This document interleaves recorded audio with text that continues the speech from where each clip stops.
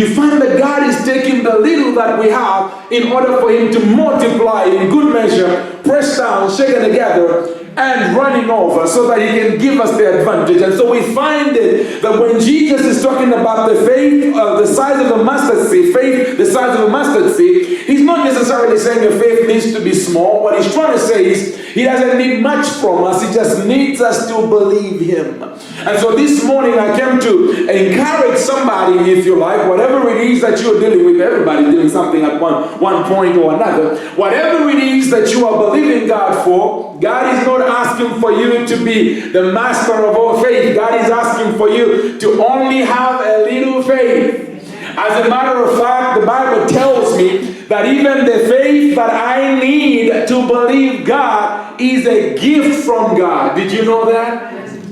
The faith that you actually need to believe God to bring to the table is a gift from God. Kind of like how the offering works, how we bring to God out of what he has already given us. But we take a little bit of it and we give it back to him. That is how faith works. He gives you faith, and then you take some of that faith that he gives you and you give it back to him. You believe him with the faith that he gives you. And so Jesus says, listen, you can move mountains.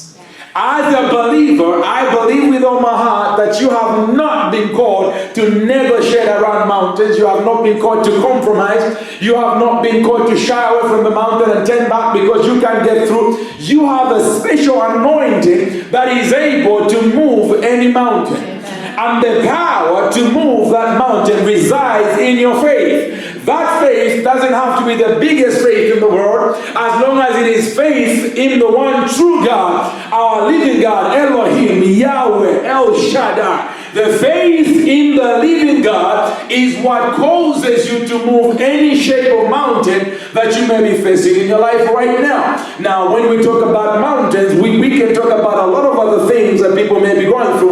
We had some testimonies this morning. It can be a health issue, it can be a financial issue, it can be a legal issue, it can be whatever mountain that it is that you are dealing with. And God is able to shift any situation in your life. The Bible says all things are possible with God. All things are possible with God. But then the Bible says to him who believes, how many things are possible?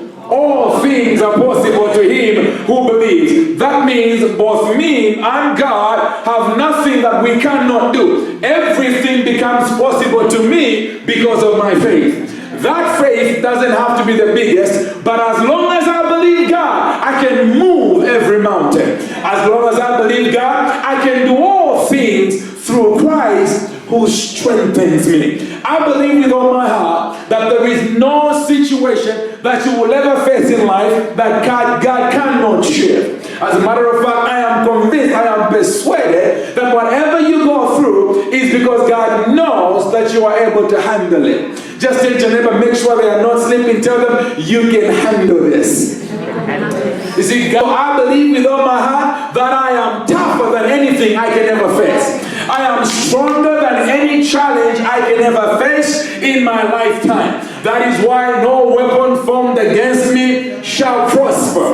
And it is good to pray for your pastors, by the way. Pray and stand in the gap. And I was going to do this before starting preaching, but that's okay. We can do it another time. Well, we can just talk about how important it is to pray, because the enemy is after those that are causing havoc in the kingdom of darkness. But whatever plans he has over your life, they will not prevail. I know for a fact that I will live to see the goodness of the Lord in the land of the living. And as long as my purpose in the earth is not yet finished or fulfilled, I'm not going anywhere. Amen, somebody. That means that it doesn't matter what the enemy throws at you, I believe God. My choice to believe God is what sustains me. I want to talk to you as a human being today, not as a spiritual being who's already died and gone to heaven. Any Christians still on the planet? Yes. I'm still on this planet. I know that for a fact, because I get hungry and I want to go to sleep and I get stuck in traffic, so I know I'm still on this planet. Because I'm still on this planet, I look at my walk with God as somebody who still lives here. Amen, somebody. And so how does faith work for somebody who lives on this planet? Even though faith is spiritual substance, faith is something that you do with your heart, with your spirit, I need to submit to you today so that somebody can really understand how to move by faith and how to operate faith. Faith is something that you're going to have to make a decision to walk in. Faith is something that you're going to have to decide to walk in. What do I mean by that? Kind of like love. A lot of people think love is just a feeling. I feel it in my fingers. I feel it in my toes. You know, and the day that you are not feeling it, you don't love them. The day that you wake up on the wrong side of the day, you don't love them. I just don't. I've even heard some people say, I just don't like him. I just hate him naturally. I'm like, wow. It's like you created some human beings, and some of them you just naturally didn't like them when you created them. But faith operates a little bit like that. Faith is something that you have to decide. The way love is more than a feeling. Love is a decision. So you make a decision to love somebody, and then you follow that through. In the same way, faith is a decision. I make a decision to believe God. That is why the Bible says you do not move by what you see. You don't move by how you feel. You walk by faith. And faith is a decision. That means I have made a decision to believe God. Remember those old spirituals we used to sing, I have decided to follow Jesus. You know, we sang those songs and we don't sing them anymore. No turning back. No turning back. No matter how hard the going gets, I have decided to follow Jesus. It is a decision that I'm going to live with. It is a decision that I'm willing to die for. That's what Jesus was saying when he went to the cross. It is a decision that I'm willing to die for. That is what Paul, the apostles, were saying when they preached the Bible amidst all the persecution. Why? Because they were fully persuaded. Do I have any Christians in the house who are fully persuaded? See, I came to stir somebody's faith up. I came to encourage somebody to say to you, listen, as long as you are in the Word, there will be opportunities to quit. There will be invitations to sit down, cry, feel sorry for yourself. There will be invitations to take the easy way out. But I have made a decision that no matter what happens, I know that my Redeemer, He lives. And I know who I am. I know that I am a child of God. I also know whose I am. I belong to the Most High God. I know that my daddy is above anything that you can ever find on this planet. I know that my Father has overcome the world. I know that the blood of Jesus has more efficacy than anything I can ever go through. I know for a fact that no sickness on this planet can ever take me out if God has not called me home. I know that there is no financial situation that can leave me stuck and stranded because my God owns all the gold and all the silver. Haggai chapter 2 verse 8, all gold and silver is mine, says the Lord. I know that my God shall supply all my needs. Not according to my education, not according to my credentials, but according to His riches in glory. I know that I hold in me this treasure in this earthen vessel, Christ in me, the hope of glory. I know that the greatest one lives on the inside of me. I know that He has overcome the world. Is anybody persuaded? I know that He is the King of Kings. I know that even though sometimes the going might get tough, my God remains the toughest even in that valley. I know that even though I walk through the valley of the shadow of death sometimes, my Bible tells me that God will still be with me even in the valley. I also know that while I'm walking in the valley, the greatest entity in that valley is still my God. I also know that no matter what fiscal studies reveal, or whatever economists pontificate, or whatever politicians say, or whatever fears you may have in the world, whether it's to do with the economy or war or politics, I also know that there is something that is higher than anything else out there. It is called the truth. The truth is higher than any fact that you can ever see see out there. And the Bible tells me that because I know the truth sets me free. So I'm not living in fear. I'm not walking in fear. Why? Because I know the truth. I know that I have a God. I know that I'm a child of God. Because I'm a child of God, I know that He will never leave me nor forsake me. How do I know that? Not because I've got it all together. Not because I've done everything right. Not because I deserve it. Not because I'm perfect. But because I know that He's a faithful God. He is so faithful that He will never cross His own word. God will never go against His own promises. You know why I have confidence in God? Because He said. Because His integrity is important to Him. Because He promised me that He's going to yank me out of the fire. Because He promised me that He's going to make a way for me where there seems to be nowhere. Because He promised me that He's going to send His word and heal my disease. Because He promised me that His joy will be my strength. Because He promised me that He will never leave me nor forsake me. He promised me. And because He promised, and because His word means everything to Him, I know He's not going to break His promise. Because God is not going to break His promise, I know I'm in good hands. I know that I'm safe. I know that all things are working together for my good. I know Romans chapter 4 and verse 17 to 22. Romans 4, 17 to 22. Look at this. Today I just came to talk to somebody's faith. Hallelujah. Romans chapter 4, verse 17. Somebody say, let it go. We're going to get there in a moment. I told you today's a short one. Look at this. As it is written, I have made you a father of many nations. This is Abraham. In the praises of Him whom he believed, God, who gives life to the dead and calls those things which do not exist as though they did. Who contrary to hope, in hope, he believed. Look at this English. Contrary to hope, he believed. Do I have anybody in the house today who is going through something that looks hopeless? Something that looks terrible? Something that looks irredeemable? Something that looks like you cannot reverse this. It's irreversible. It's too late. It's too far gone. But then the Bible is saying that Abraham found himself in such a situation, but he dared to believe God against hope. Anybody gonna believe God against logic?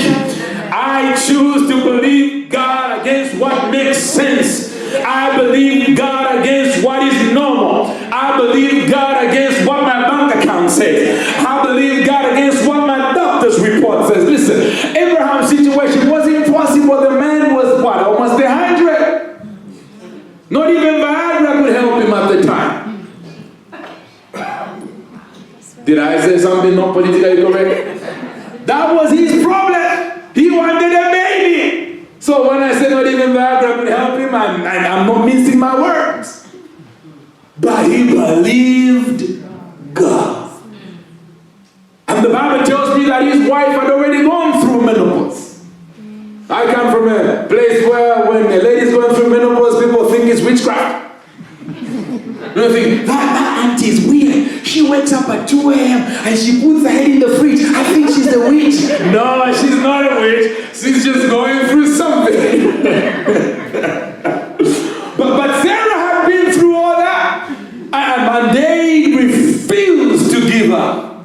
Here's a situation where Martha and Mary have buried their brother, and their brother is in the tomb, and Jesus shows up and He says, listen, I am the resurrection and the life. And then the sisters are like, no, you should have come a long time ago. The situation is too far gone. He's already dead. We've already buried him. And then Jesus said, didn't I tell you that if you believe, you will see the power of God? And then they go up to the grave, and when they get to the tomb, and He says, listen, now, remove the thing. But what do they tell Jesus? He has been dead 4 days. I came to talk to somebody today who has a Lazarus tomb-like situation. You have a situation situation where your situation has been buried for a while. You have actually given up on it. You have put the stone on it. You have decided, I'm not going to get this done. This situation is not going to get resolved. I might as well just move on. You're already looking for alternatives. You've already given up. I came to talk to somebody who is ready to walk away from their miracle because it doesn't look like it's going to happen. Because you have prayed, you have fasted, you have tithed, you have gone to church, you have danced on the thing over and over again, and nothing seems to be happening. And Jesus shows up and he says, listen, didn't I tell you that if you believe, though he were dead? Amen. You may have a dead situation, but I came to tell you today that if you dare to believe God, as little as a mustard seed your faith needs to be, God is able to not only remove the stone, but he's able to speak to your situation. No matter how dead the situation is, God is able to speak to that situation, and life will come into your situation. Every dry bone will live again. I prophesy to every dry bone in your life that it will live again. That relationship, that child, that, I don't know what it is, that financial situation, that medical situation, that family issue, it will live again in the name of Jesus. Why? Because the King of Kings is in the house. Look up. Hallelujah. Is anybody still awake? Hallelujah. Some of you look like the devil beating you up so much this past week. Put you in his washing machine, shoot you out, and then stack you in the tumble dry, and then put it up on the highest temperature. You came to the right service. Today I came to talk to somebody that's just come out of that washing machine. Some of you are like, yo, what you mean come out? I'm still inside. I'm talking to you too. You're still rolling up and down in the washing machine right now. I know that you look all together, sitting there looking pretty. You done your makeup and you done your hair and you looking all good and fixed together. But I know on the inside there's a battle raging, and God already told me that there is a battle going on inside. God already told me you're still tumbling now in the tumble dryer, but he came to tell you that he is about to give you shalom such as you've never known before, because he is your peace. He is my peace. Even in troubled waters, my God is my anchor. Even when the winds are raging and everything on the inside of me wants to tear my hair out and wants to move my wig and throw it away, God is able. Are there any real Christians in the house? Preaching, Pastor. Amen. And then we have created this Christianity, which is a fake Christianity. It is so fake that we want to go around, make people feel terrible and guilty because we tell them we don't have any chocolate at 1 a.m. when nobody's looking. Hallelujah. Hallelujah. I'm going to preach this, and then we will back. Hallelujah. But here's how grace operates. The grace of God doesn't teach you to sin. The grace of God teaches you to say no to sin. However, the grace of God becomes available for you when you miss it. And God does not expect you to go around looking for an opportunity to miss it. I think you remember my analogy of the pig. Anybody ever had a dog? You know, when I'm talking about the things I'm talking about right now, not many people are excited right now because this is real stuff. I'm in your house, I'm in your kitchen, I'm stepping on your toes, but that's okay. Preaching is not a popularity contest. It's not for you to go away and say, oh, he preached me happy. No. I want you to go home and say, he preached me convicted. That's excellent. You have a little dog, and when that little dog, what color is your dog? She's black and white. Black and white. And when, if you throw her in dirty water, does she stay there? What happens? Well, I've never done it, but yeah. Oh, she hasn't done it. I'm going to come to your house and throw your dog in dirty water. This is what's going to happen to him. He's going to get out and he's going to... Don't be anywhere near a dog that's just come out of dirty water, because the first thing he or she does is wiggle and he goes everywhere. But get into your pie and everything. And in the meantime, step over and find the pig. Okay. Give the pig some muddy water. What happens to the pig? Christmas come early, suki, having fun. You see, this is how I look at the gospel of grace. I look at the gospel of grace like that little dog and that little piggy, okay? This is how the gospel of grace works. The gospel of grace is that God will know that sometimes you will step into muddy water. The gospel of grace means sometimes God knows you will miss it. Sometimes God knows you will cry. You will even feel like giving up. However, because you are not a pig, just turn to your neighbor, tell them you are not a pig. You don't stay in the water feeling nice in the sea. Is anybody hearing me? The grace of God knows that you're going to miss it, but you are not designed to enjoy the muddy water because you are not a pig. You are a child of God. So because you are in the mud where you're not supposed to be, what do, child of God? You pick yourself up. You come to yourself. You say to yourself, in my Father's house, even the servants have dinner. I'm going to leave this pig's pen. And that's why the prodigal son couldn't enjoy the pig's food because it did not belong there. The only people who get scared when we preach the gospel of grace are the pigs. The piggy Christians and piggy pastors are the only ones who criticize the gospel of grace. Why? Because they think if we tell people the grace of God is sufficient, then everybody will become a pig. No, but we are not piggy Christians. We are the righteousness of God in Christ. So even when we miss it, we're going to get out, we're going to shake ourselves, and we're going to walk on. Because even the youths, they run and they grow weary. But because we wait upon the Lord, we shall run and fly as the eagle. We shall mount up with wings as the eagle. And we will not stay down there. We have a God who picks us up from the miry clay and set us up on a high ground. So you don't stay down there. You see, that is why you find the motivational speaker say, it is not so much what you go through in life that makes you, but what you do with it. Anybody ever heard that? Yeah. That is not just a motivational speech. This is the word of God. Don't stay down there. We will stumble sometimes.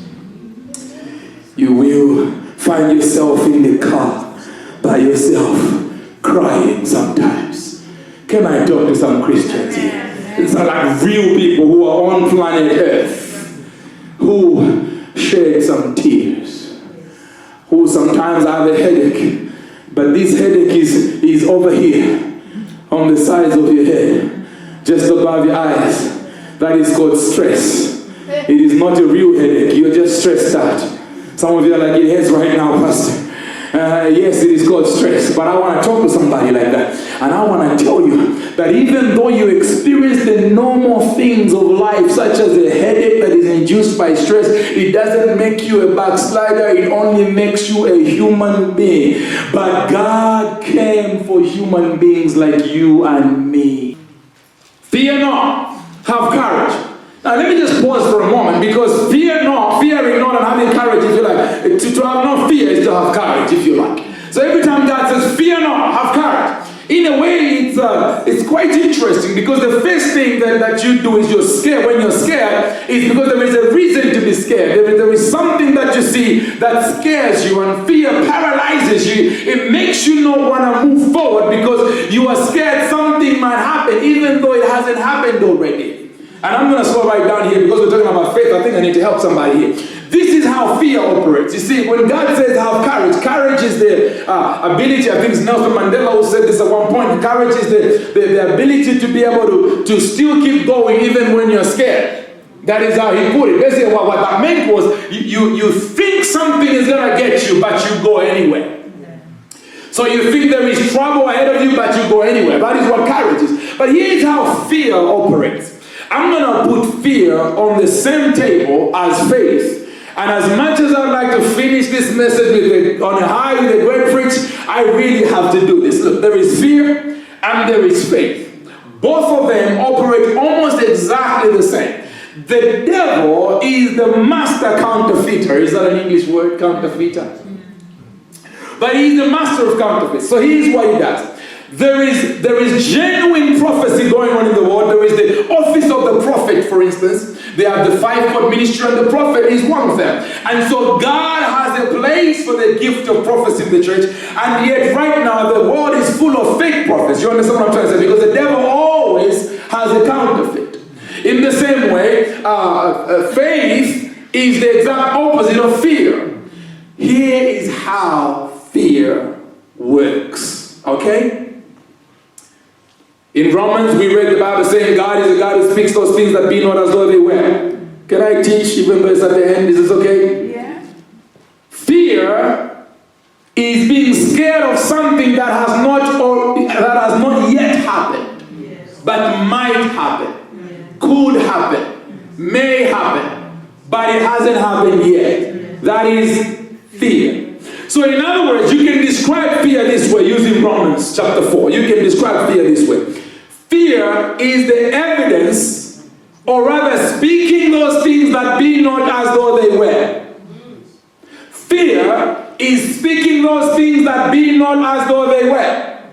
So, oh my God, when my child leaves the house, he might get bullied or he might get run over by a car. Has your child been run over by a car yet? No. But fear is speaking those things that be not. You're like Job. Oh my God, my children might mess up. And then when they mess up, they will all die. Fear is speaking those things that be not as though they. And it's only a matter of time before they become, because you are giving power to fear by speaking it. You have what you say. So you empower fear by declaring what you are scared of into being. And it's only a matter of time before your kids die, Job. It's only a matter of time before you get fired from the same job that you feared that you'll be fired from.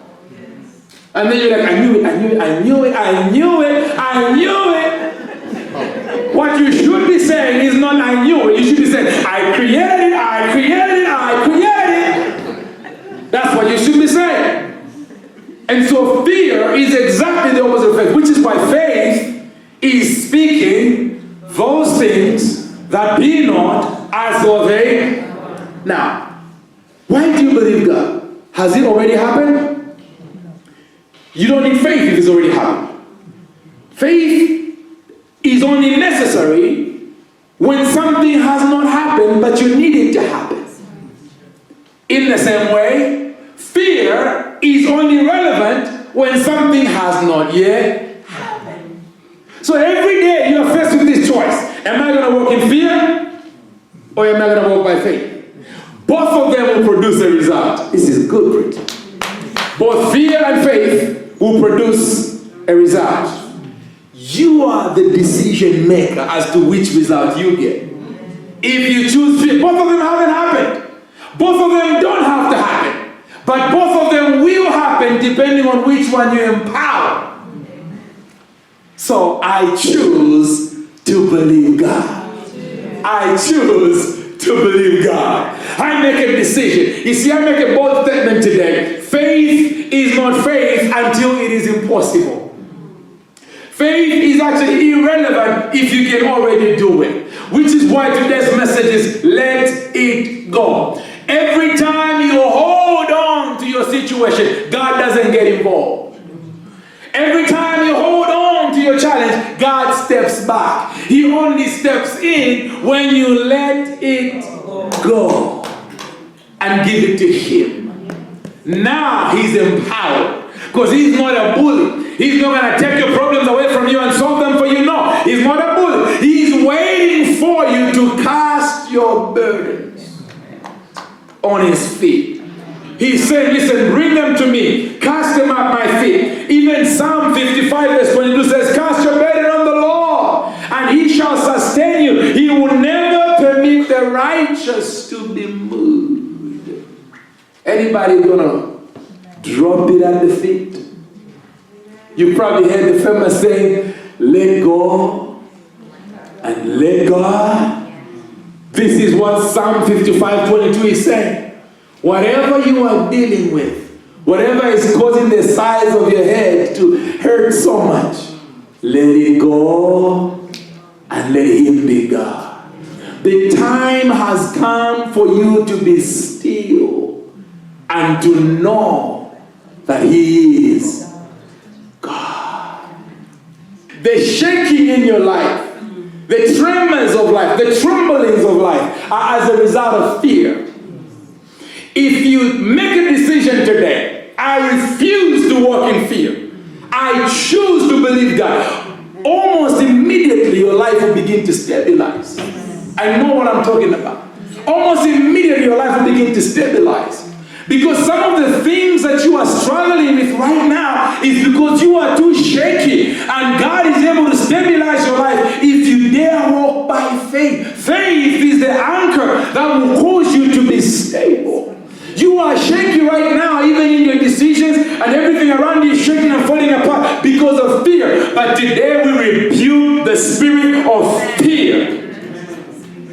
And in the same way that fear speaks to your mind and your psyche and tells you things that haven't already happened, you need to begin to replace the data that feeds the fear in your life with fresh data, which is the truth of the Word of God that feeds your faith. Faith comes by hearing, and hearing by the Word of God. Sometimes, listen, do you remember the woman? Oh, I'm going to back. Let me tell you about this woman. The woman with the issue of blood. Do you remember what happened to her? The Bible says she said to herself in her heart, over and over again, she kept saying to herself, if only I can tell. Why do you think she was doing that? Because she had a lot of other voices to fight.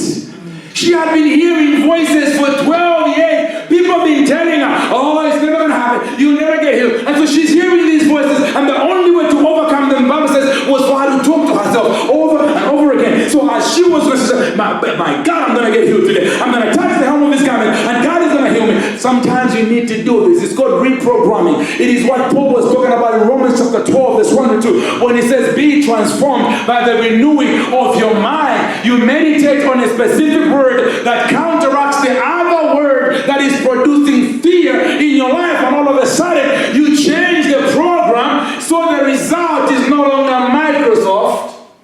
Is anybody hearing me? Yes. You change the software so you can produce Apple products, or vice versa. The reason you're constantly walking in fear and defeat is because of the program that is running. Have you noticed when people have their hearts broken? A breakup in a relationship, what do they listen to? How do I live without you? I want to know. I want to know too. And then you remember the song that you used to enjoy. You go, oh, that was our song. And then you play the thing. You are literally feeding the program that produces the fear result. Is anybody hearing me? Yeah. You are constantly feeding the program that feeds on fear, and so you are living a life of fear because that is what you're feeding. It's very easy. If you're feeling low inside, you can get lower. You want me to show you how to do it? Switch off the light. Sit in the dark by yourself. Immediately, you know what vitamin D does, right? You know what light does, right? It releases certain endorphins, happy hormones. So what you've just done, you just shut down the happy hormones in your blood. You're in the dark now, so you're actually working with the devil. The Bible says resist the devil, but now you are assisting the devil. Say, devil, let's do this. Lights off. Oh, hallelujah. Next thing, I wonder what the saddest song is that I can play. Now, if you've done that before, I'm not here to judge you. Trust me, I've done that many times. I've done the damn thing many times in my life. Hallelujah. Hosanna. Hallelujah.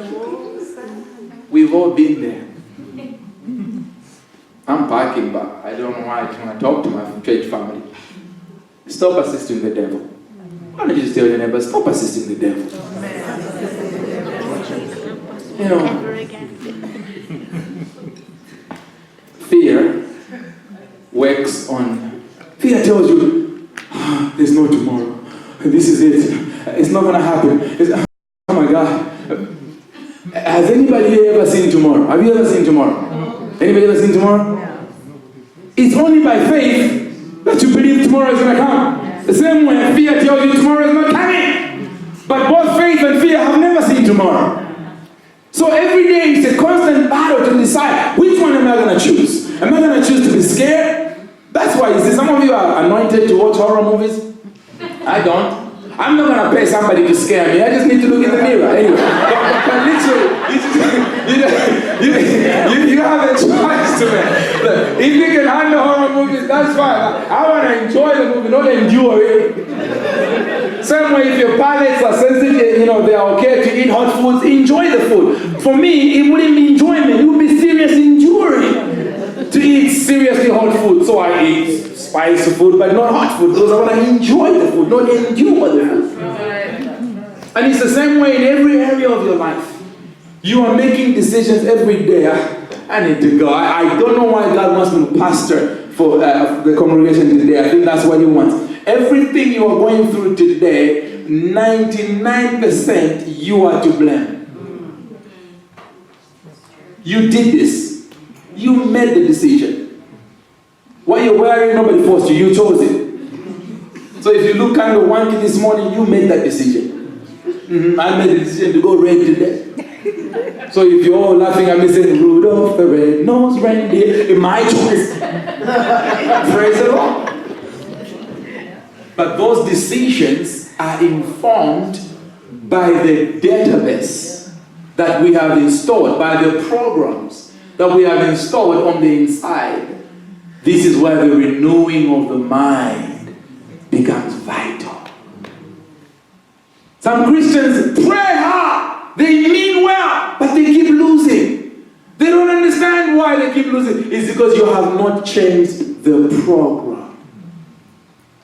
You make a decision, oh my God, January is coming. I'm going to lose weight, I'm going to eat this, I'm going to do this, I'm going to get an 8-pack. By the way, you see my 6-pack? I'm going to do this.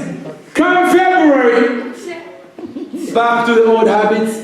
Why? Because you did not change the program. You meant well, but the information on the inside did not change. The only meals you know how to cook up to now are the meals you've always known how to cook. Is anybody hearing me? So why you make a decision to eat differently, you don't know how to make different food. So it's only a matter of time before you go back to what you know. So, how do you overcome? By changing the program. Learn how to make new dishes. Oh, I'm not going to hang out with these friends anymore. They're a bad influence. But then you don't find some good friends. So what happens? Default program. Hallelujah. Somebody struggling with pornography. Oh, I'm never going to look at this thing anymore. That's it. I'm a child of God. I don't want to do this anymore. But you don't unsubscribe to the bigmama.com. You don't unsubscribe to whatever it is that you subscribe to. What's going to happen? Default program. Well, is this too strong? I promise you, if the men and women of God do not preach this in church, I promise you the nightclub ain't gonna preach it. I can promise you that. I guarantee you that the streets are not going to preach against drugs and against all these things. It's the Church of Jesus Christ that's going to need to do this. So you may cringe a little bit when I say certain things, but it is necessary for the body of Christ. Because it's the body of Christ, that's why. If the church doesn't preach it, nobody's going to preach it. They want your business, so they're not going to tell you not to do it. Somebody cuts you up on the road. Whatever is inside you is what will come out. There is no such thing as a slip of the tongue. Okay? You can just have a slip of the tongue and swear in French if there is no swear word in your vocabulary. Where is it going to come from? You put it there. That is why it came out. If you want to know the true nature of a human being, just squeeze them a little bit. If you want to know what's inside an orange, what do you do with it? And what's coming out? Orange juice. Not apple juice. Orange juice. If you want to know, that's why sometimes I tell people, don't ever get married before you have any fight. Don't do it. In fact, start a fight deliberately. I'm one of those pastors who would deliberately start a fight in your courtship just so you can have a little fight before you say, I do. Because the first time you're going to fight, that juice is going to come out. And it's not going to be orange juice. It's going to be grapefruit. And you won't know how to handle it. Because you've never been there. I encourage you to test some grape juice in your relationship. And if you find any pastor who's going to preach to you that him and his wife always drink hot chocolate and coffee and lemonade and they never fight, that pastor needs deliverance from the demon of lies and lies and lies. Because he's a liar, pants on fire. He's lying through his teeth. And he's stealing your joy, pretending to be perfect. He's a thief. But I tell you this.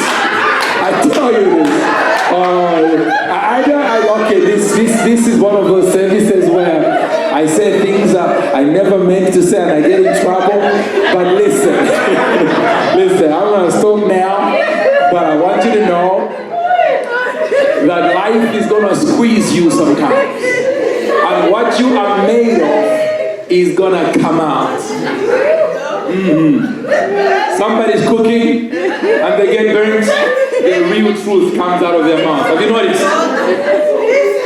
Because that is what is on the inside. When life squeezes you, when everybody's nice to you, that's why Christians are capable. We see Christians are the only people who are capable of driving all the way to the car park, swearing at each other, slamming things in the car, and as soon as it's almost as if this is spiritual, it's supernatural, it's like a miracle. There's a special anointing that comes on Christians as soon as they step out of the car, going to the church door.